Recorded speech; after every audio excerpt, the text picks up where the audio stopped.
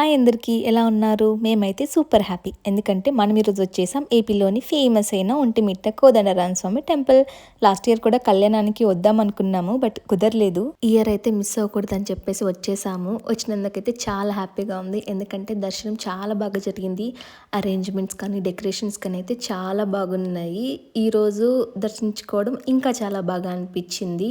Normal days కంటే rush అయితే చాలా ఎక్కువే ఉంది, but it is totally worth it. దర్శనం చేసుకొని బయటికి రాగానే ఇక్కడైతే పానకం ఇస్తున్నారు. చల్లగా అది తాగేసి ఇంకా అక్కడ పెట్టిన చిన్న చిన్న షాప్స్ అవి చూసుకుంటూ అయితే వెళ్తున్నాము. టైం గడిచే కొద్దీ జనాలు అయితే పెరుగుతూనే ఉన్నారే తప్ప అస్సలు అయితే తగ్గట్లేదు. మీరే చూడండి ఎక్కడి దాకా ఉందో లైన్. ఈరోజు డెకరేషన్స్ చాలా సూపర్గా ఉన్నాయి. మీకోసం ఒక పిక్ యాడ్ చేశాను, మీరే చూసేయండి. అలా అక్కడ నుంచి బయటికి రాగానే రామాయణంలోని కొన్ని ముఖ్యమైన ఘట్టాలు మనం ఇక్కడ చూడొచ్చు. బాల్యంలో రామలక్ష్మణ భర్త శత్రుఘ్నులని, సీతా స్వయంవరంలో రాముడు శివదర్శను ఎలా విరిచాడు, అండ్ సీతారాముల కళ్యాణ వైభోగాన్ని కూడా మనం ఇక్కడైతే చూడొచ్చు.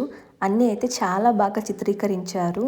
అలాగే వీటితో పాటు శ్రీ సీతారామ లక్ష్మణులు అరణ్యవాసానికి వెళ్ళడం, అక్కడ సీతాదేవి బంగారు లేడిని చూసి రాముడితో చెప్పగా ఆయన దాని వెంట వెళ్ళగానే రావణాసుడు వచ్చి జటాయుని చంపేసి సీతాదేవిని తీసుకెళ్ళిపోవడం, రామలక్ష్మణులు తర్వాత సీతాదేవిని వెతుక్కుంటూ వెళ్ళేటప్పుడు అడవిలో వాలి సుగ్రీవుల యుద్ధకాండని, తర్వాత హనుమంతుడు సీతాదేవిని వెతుక్కుంటూ సముద్రాన్ని దాటేసి లంకకు వెళ్ళడం, అక్కడ రాముడు ఇచ్చిన చూడామణిని సీతాదేవికి చూపించి రాముడు పంపితే వచ్చానని చెప్పడం, అండ్ లాస్ట్లో రావణాసుని రాముడు యుద్ధంలో చంపేయడం అన్నీ చాలా బాగా అయితే ఇక్కడ పొందుపరిచారండి. చూడడానికైతే రామాయణం ఇక్కడే తెలుసుకోవచ్చు మనము సింపుల్గా.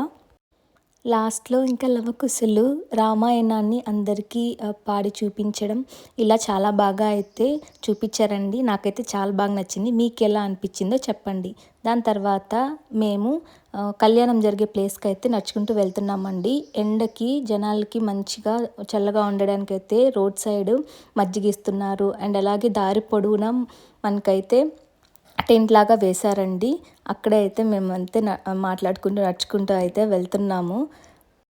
అండ్ ఇంకో విషయం మీతో చెప్పడం మర్చిపోయాను. అన్ని రామాలయాల్లాగా ఇక్కడ గర్భగుడిలో హనుమంతుడు అయితే లేరండి. ఎదురుగా సపరేట్ టెంపుల్ అయితే ఉంది. అండ్ ఈ గుడిలో విగ్రహం కూడా ఏకశిలా విగ్రహము. ఒకే రాతిపై సీతారామ లక్ష్మణులను అయితే చెక్కారు.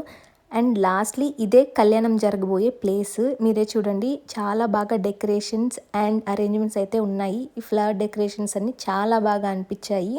మేమైతే లాస్ట్ వరకు కళ్యాణంకి అయితే ఉండలేదండి, లేట్ అయిందని చెప్పేసి అయితే వచ్చేసాము. బట్ ఓవరాల్గా అయితే చాలా బాగా అనిపించింది. మీరు ఎవరైనా టెంపుల్ చూడకపోతే ఖచ్చితంగా వెళ్ళి విజిట్ చేయండి. Thank you all, bye.